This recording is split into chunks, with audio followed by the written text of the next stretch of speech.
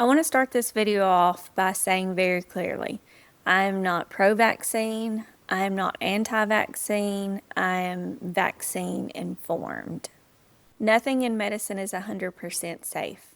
Not antibiotics, no surgery, nothing that you put in your mouth is 100% safe. Nothing that you put in your body is 100% safe. Vaccines are different because they don't just affect your child. They affect the community around you, just kind of like drinking and driving does. That doesn't just affect the drunk driver, that affects the other people on the road as well, especially if they have a wreck and kill somebody else. I understand the distrust around vaccines, honestly, after COVID. I get it. COVID changed everything. It was fast, it was new, and it had side effects, and that is still fresh on our minds. But I want to be clear, the COVID vaccine is not what I'm talking about today. This is the childhood vaccine schedule. The majority of the vaccines that we give are against diseases that are far more deadly than anything parents have ever actually seen, and that's the problem. We've actually forgotten how bad these diseases can really be.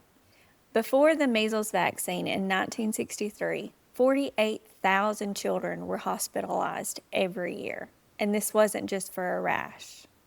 These children were hospitalized for pneumonia, encephalitis, blindness, deafness, dehydration. Rubella is another one. On average, it caused 20,000 severe birth defects every year when women were infected with rubella while they were pregnant. Polio paralyzed children. My grandmother even walked with a limp because she had polio as a child. The majority of the vaccines in the childhood vaccine schedule are on there because children were dying. Measles had been completely eliminated from the United States by the year 2000. Elimination does not mean eradication. This year alone, we've seen thousands of measles cases in the United States. It's running about a 12% hospitalization rate right now, and 3 people have died. 2 of those were children. Over 92% of those cases were in unvaccinated people. If measles spread across the United States the way COVID had, people would be beating down the doors of the government demanding for them to do something about it. The thing is, we already have. Parents ask all the time, why are so many vaccines given between the ages of birth and 2 years? And the vaccine schedule is made because each vaccine is given prior to when we saw peaks of that specific disease before the vaccine was available. So the age at which those diseases would peak in children is when they decide to give the vaccine. That way they are protecting them during their peak time.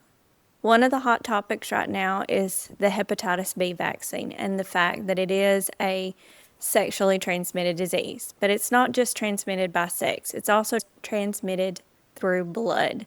They can come in contact with that with food, at daycare with the daycare workers. So yes, this is a vaccine that may not necessarily be given, and it might be something that you want to wait and give later on, maybe before they're a teenager and they start having sex out on their own. I'm not saying that the vaccine schedule is perfect. I'm just saying that it has been highly researched and they have tried their best to put them in when they feel like the child is most susceptible for getting those diseases. A little history about vaccines is this. There are 2 types of diseases, viruses, bacteria, long incubation times and short incubation times. Viruses that have long incubation times like measles, mumps, polio, rubella, those work very well for vaccines. We can pretty much stop the disease from happening in a person and they won't ever show symptoms. That's not 100%. My child even had symptoms of chickenpox when she was small, but it was a very mild case. Short incubation times are things like flu, RSV, COVID. These show symptoms very quickly after you have been exposed to the disease or the virus. So your body doesn't have enough time to pull out the memory cells and make enough antibodies to stop you from having symptoms. However, it does have enough time to pull out some and get them ready so that it can decrease the amount of sickness or the virility of the disease that you're going to have. It may not 100% stop the infection, but it's going to stop the severity. So it could definitely keep you out of the hospital or keep you out of the ICU. If autism is your reason for avoiding vaccines, then we definitely need to talk. The study that originally started all of this came out in 1998. It only included 12 boys. Come to find out, the doctor that was behind this study altered data, and he was also involved in a different vaccine for this same virus, MMR. So his license was eventually taken away, and the study was retracted. Since that study has been published, there's been more than 25 studies that have debunked it. One of the biggest one comes out of Denmark with over 500,000 children in it, not 12. Both boys and girls were in that study. The conclusion of the study showed that the MMR vaccine did not increase the risk of autism, and it also did not show that it was triggering in susceptible children.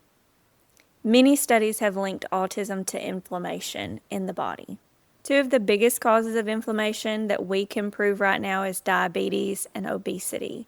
We're even seeing that children that are born to diabetic mothers or obese women are 2 times more likely to have autism. I know that you're going to say, well, vaccines cause inflammation, and they do, but so does getting the measles, so does getting polio, so does getting the mumps. Those cause inflammation just as much. Going through the actual infection causes way more inflammation than the vaccines do.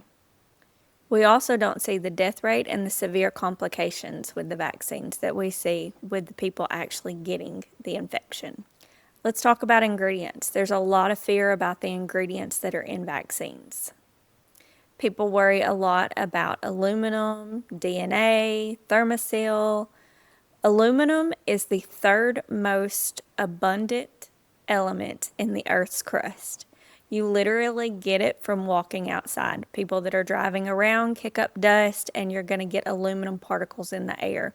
You get it from things that you eat, and you can get it from the wind blowing. You also get it from breast milk and formula.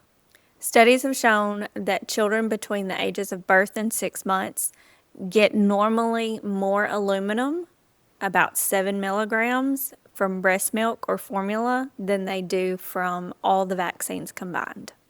Thermosil has been removed from all vaccines except for multi-dose flu vaccine bottles. It's used as an antibacterial in those to keep the bacteria from growing in the bottle, but it is no longer in childhood vaccinations. So we can't blame the increasing rates on Thermosil. DNA is in every single thing that you eat or put in your body. DNA is in the steak that you ate last night. You cannot change your DNA by eating something or injecting something into your body. That's not how it works. Let's talk about safety and monitoring. With all drugs, with all medications, and even vaccines, they have to go through trials before they can be released to the public. There are 3 stages to these trials, and they must pass all the safety measures before they can even be turned over to the CDC and the FDA for approval. The thing about vaccines is that they are even monitored afterwards. There are 2 databases that specifically look for clusters of side effects that might be caused by the vaccines. VAERS is a safety reporting system that anyone can report to. The only downside to this is the fact that it's not necessarily going to show causation. I can get a vaccine this morning and have a heart attack this afternoon. Does that mean that the vaccine caused it?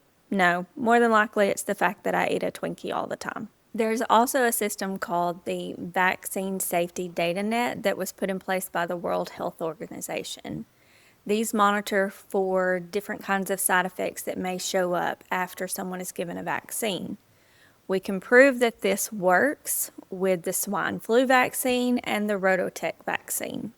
In 1999, a rotavirus vaccine came out. After a few months, there was shown an increased risk of intussusception in children, which affects the intestines. It would cause blockages. So within a year, that vaccine was pulled. In 1976, there was a vaccine for the swine flu pandemic that was going through, and there was a cluster of side effects that were shown to be increased. One of those was Guillain-Barré, and that was the reason that this vaccine was eventually pulled. But the thing about it was, it only increased the risk by 1 in 100,000 people, and they still pulled it. So they do monitor vaccines after they are released to make sure that they are not increasing side effects. Another argument that people talk about is that medical professionals make money off of vaccines. That could not be further from the truth. There are actually federal laws that keep medical professionals from benefiting from things like vaccines and medications. It's a federal law, so it goes with prison time. You can lose your medical license and a pretty hefty fine, about $100,000 per incident. Another thing that I want people to be very careful about is listening to very broad scale narratives. When we listen to people that are talking very loudly about anti-vaccine, we have to make sure that we follow the funding. For example, RFK founded and was a leader of an anti-vaccine child advocacy group. The Children's Health Defense is a nonprofit organization that shows that they paid RFK more than $300,000. This doesn't automatically make what he's saying wrong, but we need to apply the same skepticism that we are to medicine. What we really need to be looking at is not just the funding, but we need to be looking at large reproducible studies, the actual data. Medicine shouldn't be guided by influencers, politics, or fear narratives. It should only be guided by evidence. Let's talk a little bit about herd immunity. There are children and elders in our community that cannot be vaccinated. It might be because they have leukemia or cancer or an autoimmune disorder that makes them immunocompromised, so they are unable to get vaccinations.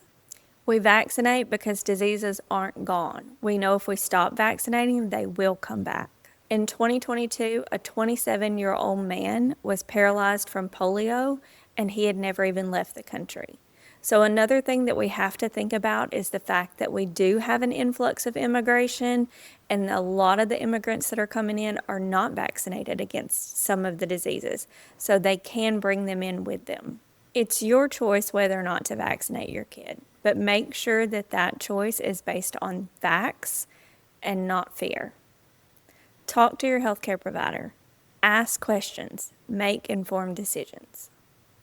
But remember, the reason we don't see these diseases anymore is because the vaccines actually worked.